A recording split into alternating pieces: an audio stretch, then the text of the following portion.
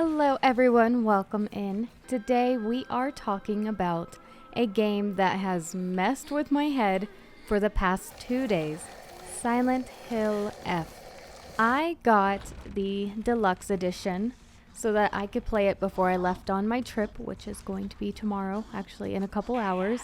This is a brand new survival horror game that just dropped. I will be doing my absolute best to not show anything that will spoil the story for you. I will be showing my gameplay and some clips of the cinematics. I've never played any of the classic Silent Hill games before. I knew going in that it would be scary. Duh, it's Silent Hill. But holy moly cannoli, I was not ready for how mind-boggling it gets. Games or movies never creep me out. They never make me jump, but Silent Hill F definitely did. It's not just jump out of your skin stuff, it's this slow burn psychological twist that creeps into your brain and stays there. Like you're wondering these beautifully haunting, like 1960s styled Japanese streets in this fictional town. I can't explain too much without spoiling it, but it's creepy. But before we dive too deep, let's rewind a bit on the series for context. The Silent Hill franchise kicked off back in 1999.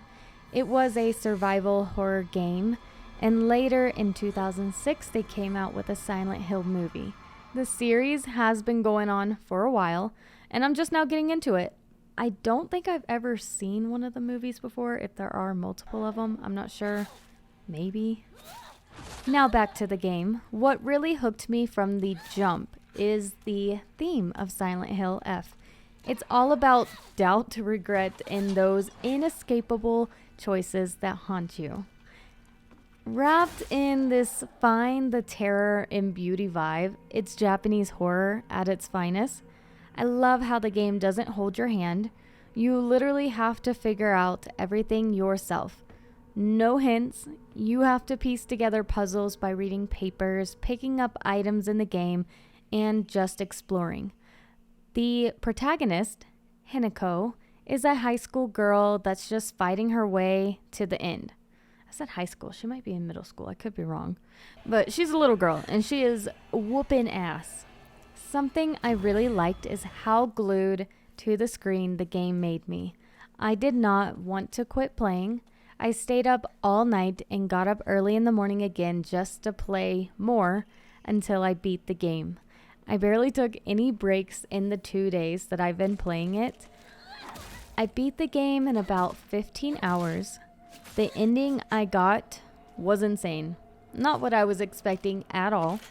There are multiple endings you can get depending on the choices you make in the game, along with a new game plus. So after you beat the game, you can actually keep playing. Now, let's talk about the cinematics. I love cinematics in games. I love playing games that make it feel like I'm watching a movie, and that is what Silent Hill F did. Oh man, they're intense. Like watching a high-budget horror film directed by someone who really likes creepy, gory stuff, paired with an amazing soundtrack. They are done so well. Absolutely stunning. I say stunning, but they're kind of creepy. They're like, there's some really gory stuff, but visually stunning and really cool. And let's talk about the gore, because wow, there's so much insane movie level nastiness here. Think body horror stuff that sticks with you. In cutscenes, it's like a slasher flick on steroids, if that's a good way to explain it. In the gameplay, it's just as nasty. But like a good nasty if you're like into scary stuff like I am. All that bloody, nasty encounters with, well, just say anything that makes your stomach turn. If you're into that gritty, over-the-top horror stuff like I am, it's cool in the most twisted way. Speaking of twisted, the mob models. That's what I'm going to call them. Mobs. The enemies you face, absolutely insanely creepy.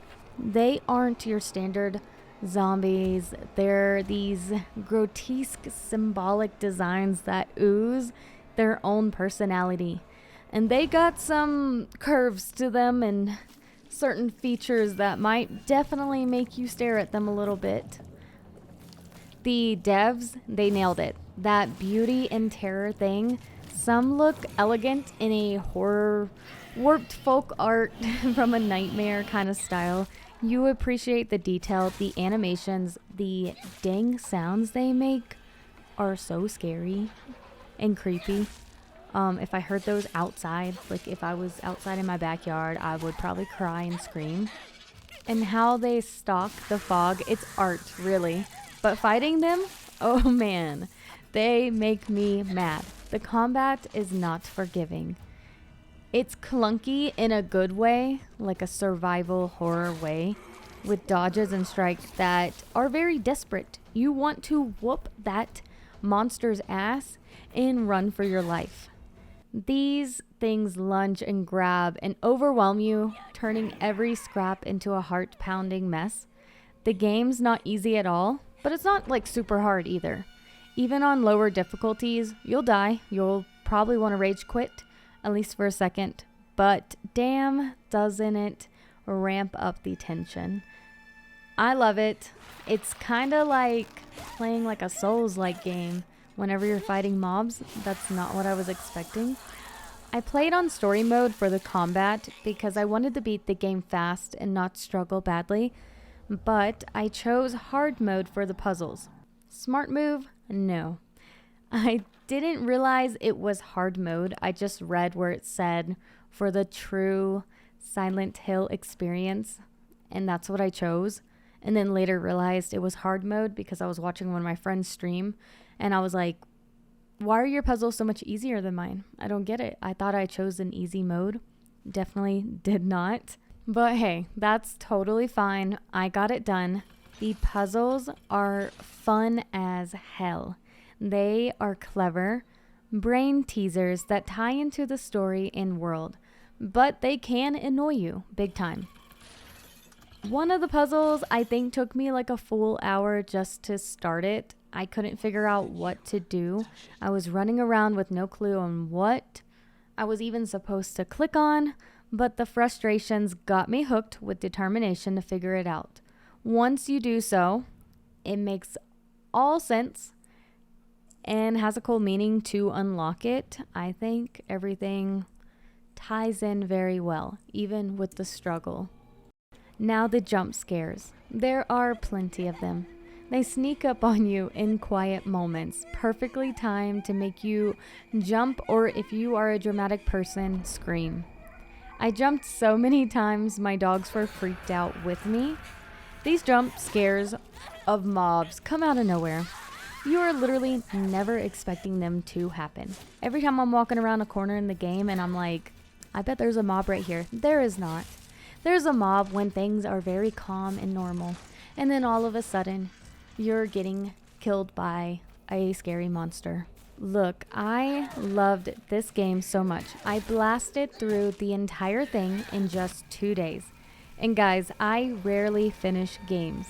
This is only my third ever completion of a video game, because normally I play online games, but if I play a story mode game, I just play it for a few hours and then stop, even if it's a very good game. It's got that rare pull, scary, beautiful, frustrating. I love it. If you're on the fence, I say grab it if you're into scary games, especially if you dig Japanese horror or you just want something that'll linger. Now, I need to go and play the original games. What about you? Is this your first time in Silent Hill? Drop your thoughts below. What's your favorite monster design? Best puzzle design as well? If you played F, of course. Or how'd you like it? That's the end of this video. Please give this video a thumbs up, subscribe to my channel, and I will see you in the next game review.